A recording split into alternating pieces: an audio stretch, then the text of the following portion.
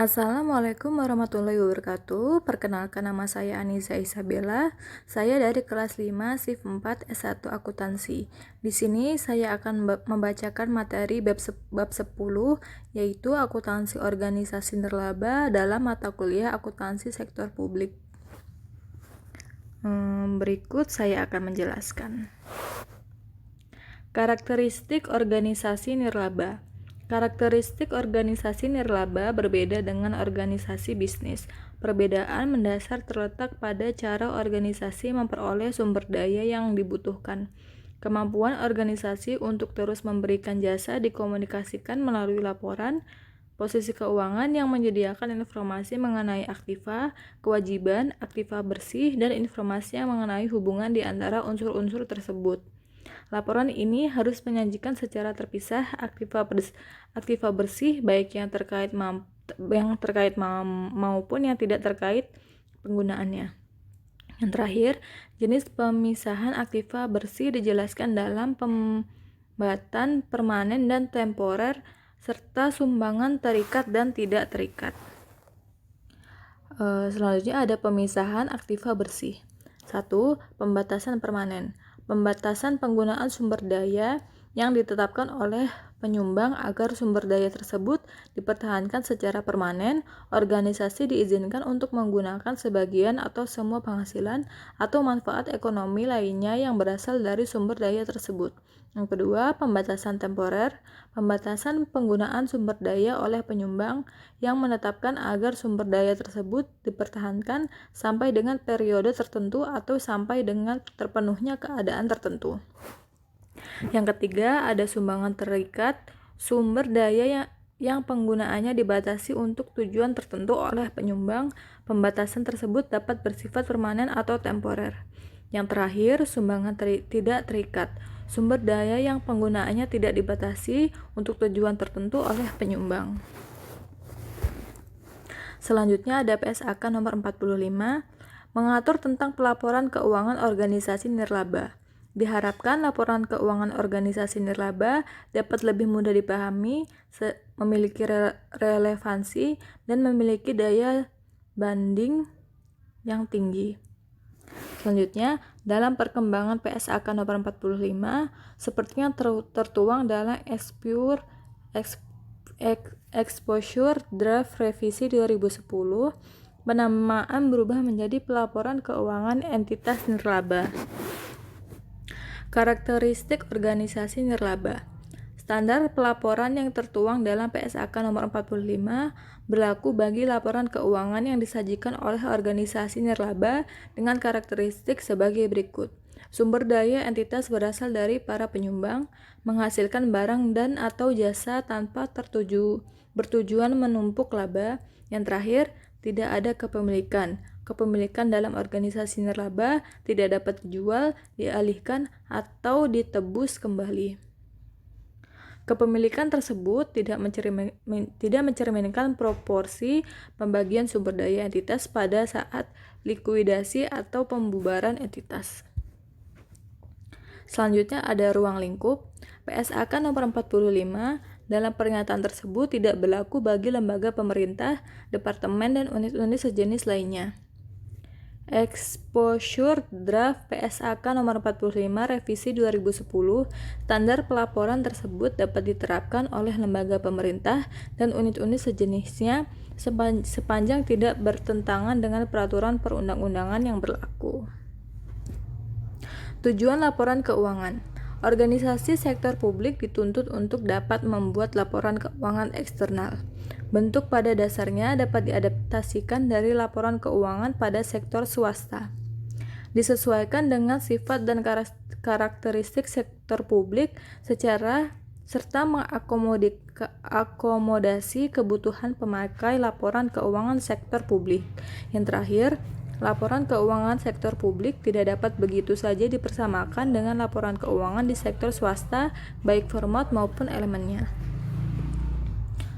Selanjutnya ada tujuan laporan keuangan menurut SFAC nomor 4. 1. Memberikan informasi yang bermanfaat bagi penyedia dan calon penyedia sumber daya, serta pemakai dan calon pemakainya. 2. Memberikan informasi mengenai sumber daya ekonomi, kewajiban, dan kekayaan bersih organisasi, serta pengaruh dari transaksi, peristiwa, dan kejadian ekonomi yang mengubah sumber daya dan kepentingan sumber daya tersebut. Yang ketiga, memberikan informasi mengenai kinerja organisasi selama satu periode. Keempat, memberikan informasi mengenai bagaimana organisasi memperoleh dan membelanjakan kas atau sumber daya kas, mengenai utang dan pembayaran kembali utang, dan mengenai faktor-faktor lain yang dapat mempengaruhi likuiditas organisasi. Yang terakhir, memberikan penjelasan dan interferensi untuk membantu pemakai dalam memahami informasi keuangan yang diberikan. Selanjutnya ada tujuan laporan keuangan menurut PSAK nomor 45. Tujuan laporan keuangan adalah menyediakan informasi yang relevan untuk memenuhi kepentingan para penyumbang, anggota organisasi, kreditur, dan pihak lain yang menyediakan sumber daya bagi organisasi nirlaba. Secara rinci, tujuan laporan keuangan termasuk catatan atas laporan keuangan adalah untuk menyajikan informasi mengenai jumlah dan sifat aktiva, kewajiban dan aktiva bersih suatu organisasi, pengaruh transaksi, peristiwa dan situasi lainnya yang mengubah nilai dan sifat aktiva bersih, jenis dan jumlah arus masuk dan arus keluar sumber daya dalam satu periode dan hubungan antara keduanya.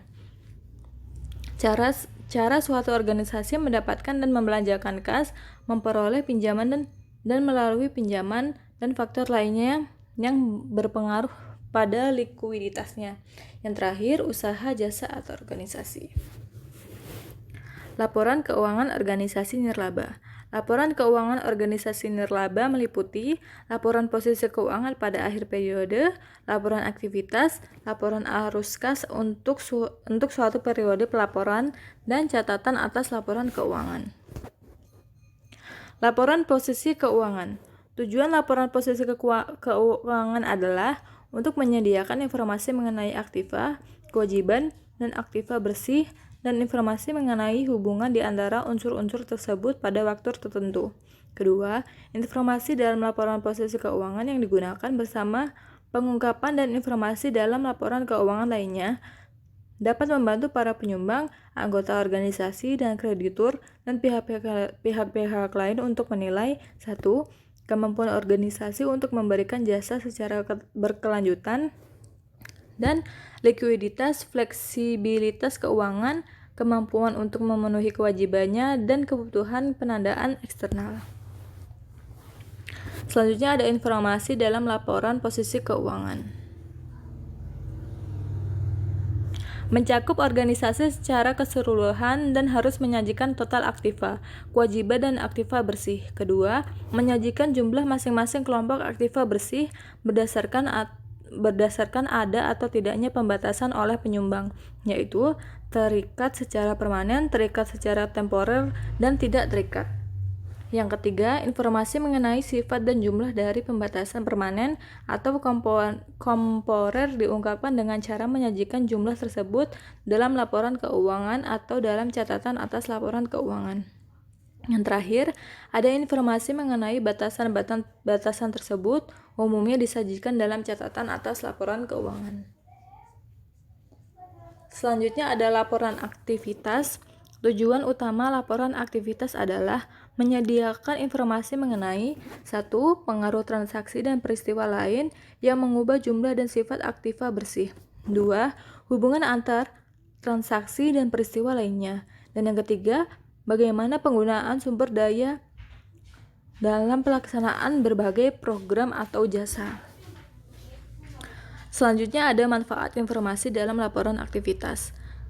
Membantu para penyumbang, anggota organisasi, kreditur, dan pihak lainnya untuk mengevaluasi kinerja dalam suatu periode, menilai upaya, kemampuan, dan kesinambungan organisasi dan memberikan jasa, dan menilai pelaksanaan tanggung jawab dan kinerja manajer. Selanjutnya ada informasi laporan aktivitas. mencakup organisasi secara keseluruhan dan menyajikan perubahan jumlah aktiva bersih selama satu periode. 2. Menyajikan pendapatan sebagai penambahan aktiva bersih dan bersih tidak terikat. 3. Sumbangan disajikan sebagai penambah aktiva bersih tidak terikat permanen atau terikat temporer, tergantung pada ada tidaknya pembatasan.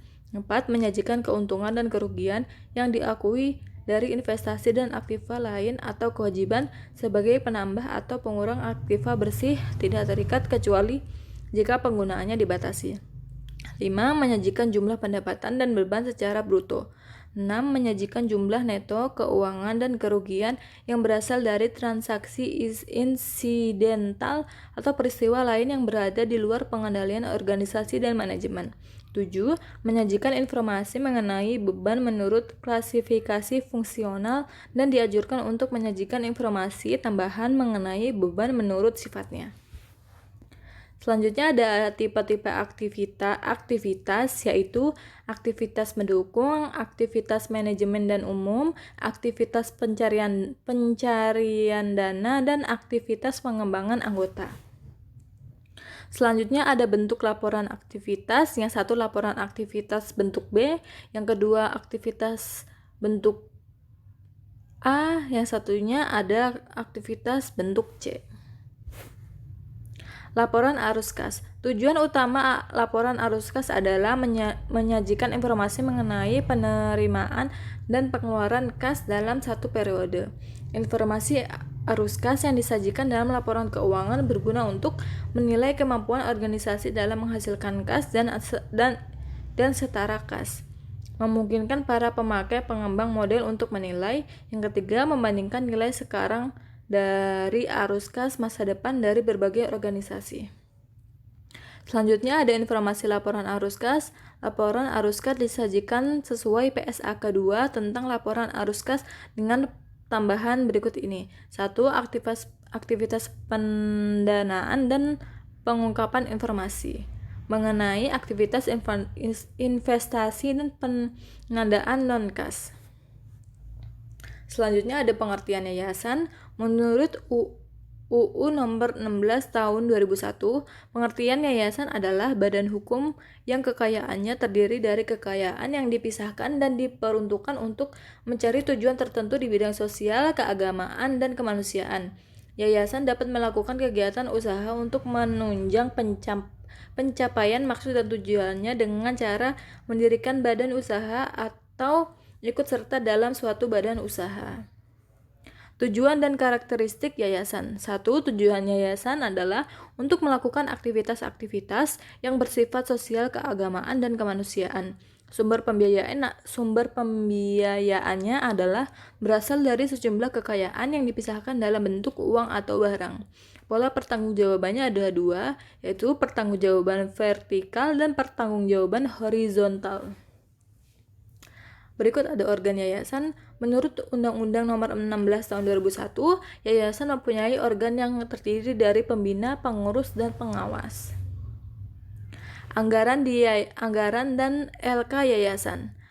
Rencana anggaran yayasan bersifat terbuka, yaitu harus dipublikasikan kepada masyarakat agar dapat dikritisi dan didiskusikan. Yang kedua, menyusun laporan keuangan sesuai PSAK 45.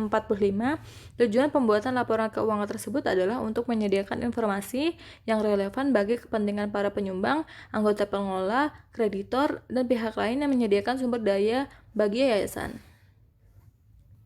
Selanjutnya adalah pengertian LSM, yaitu organisasi swasta yang kegiatannya adalah untuk membebaskan penderitaan, memajukan kepentingan kaum miskin, melindungi lingkungan, menyediakan pelayanan dasar masyarakat, atau mengenai pengembangan masyarakat, atau organisasi yang berbisnis nilai tergantung atau dalam keseluruhan atau bagian pada lembaga donor dan pelayanan sukarela.